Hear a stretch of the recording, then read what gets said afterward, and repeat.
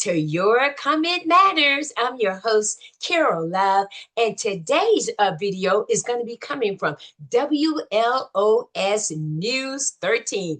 And the title of this video is Medicaid Cuts to Affect Millions in the North Carolina Health Secretary says. Now, this video got 466 views, but we only found one comment. Well, you know me, right here at Your Comments Matter, even if it's just one or you don't make no comment, it still matters, doesn't it? So today's commenter is going to be Palace Athena. So if you're watching today, welcome to Your Comments Matters. Well, everyone, let's get into the video and let's see what's still cooking out here in this Medicaid crisis that we're facing here in America. Let's watch the video, shall we?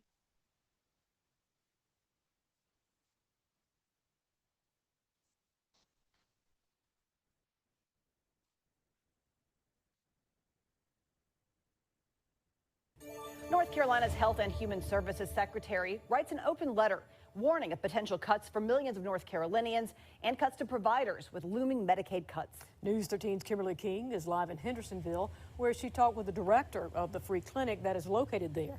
Kim, what can you tell us? Tammy, the state's health secretary cited potential cuts that could go into effect by October 1st, could include programs like hospice. But the political debate is at the center of this issue, and it is how much should the government provide? Pauline Carpenter is executive director of free clinics in Hendersonville. Even some of our folks that are insured, they can't afford some of their medications like Ozempic, different things like that, that we provide here for free. Ozempic, the weight loss drug on the list the state's Medicaid program could end. The deeper question around federal health care is how much should the government provide for low-income residents? No one should have to walk around and have a chronic disease that's untreated. That's right. Isn't that socialized medicine? Basically, but it's access to care too. Like, exactly. Is that what's at risk in your opinion? Yes. This month, the state's health secretary writing North Carolina's elected state reps and senators a 4-page letter warning of federal cuts, forcing NCDHHS to cut $319 million from Medicaid by implementing rate reductions of 3% across all providers and elimination of certain services. It is impossible to fill the funding gap without making reductions to acute care hospitals, nursing homes. NCDHHS will end optional coverage of GLP-1 drugs for obesity, which affects more than 1 in 3 North Carolinians, potentially reducing costly chronic-related conditions like diabetes and heart disease.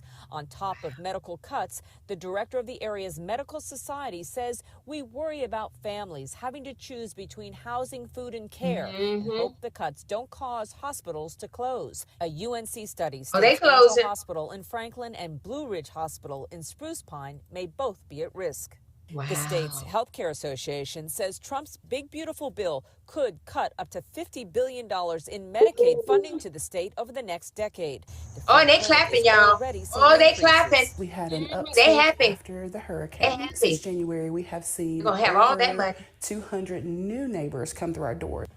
Doors open to anyone in need. The concern now, how exponentially will the need for free care grow? The free clinic site opened more than 20 years ago. It depends on grants and donations from the community. Now, Republicans have spoken out saying that the threats from the secretary are pushing back. They say they're calling for more fiscal prudency when it comes to the health care budget. All right, another great video, everyone, when we're still continuing the talk of the Medicaid healthcare crisis that we are facing. So you saw it right there. You heard the lady talk to this clinic and stuff. So let's just gather a few bullets from that video, all right?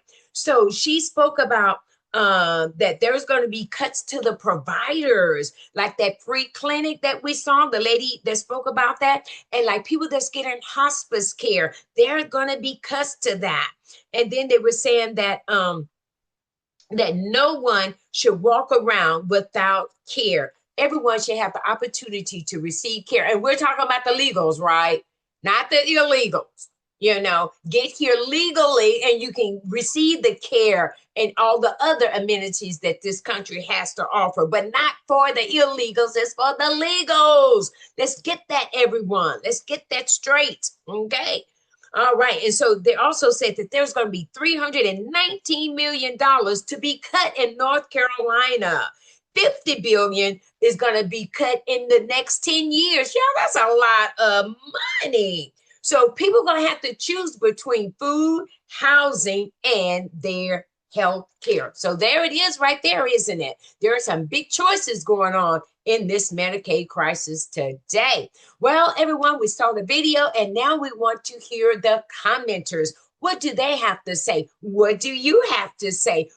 Are you going to agree with them or not agree? Then if so, let us know right here in our comments on our channel here today. All right. So let's get into the comments and see what they have to say. Okay. Well, we only had one because that comment mattered. This commenter mattered. This comment is coming from Palace Athena and says, it's not about how much should be covered as how much should it be allowed to cost. Ooh, good comment. She only got 2 likes on that one, okay? But that's a good point. So it's not about how much should be covered or, but how much is all of this stuff costing? Because we want to get the cost of our healthcare down too. If you get the cost down, then people can afford it without having to have all of these subsidies coming. But if you make it so extremely high, the poor man can't afford it. The middle class man can't afford it. So they need extra help. They need it. That's why we got to see where the waste is, see where the fraud is. And if there are illegals in the system getting it, they got to go. They got to get off the system. That money needs to come to the legals, to us Americans. Okay, that's where it needs to go. We work for that money. It's our taxpayer dollar. When I'm retired now, but I worked for over 30-some years. And let me tell you, I got up every morning at 5 o'clock. I had to get my kids ready, had to, get in the car, had to commute, go to work and come home, leave in the dark, come home in the dark, work. And then when I get to retirement age, you're going to tell me I don't have no Medicare coverage. It's going to be this much. What?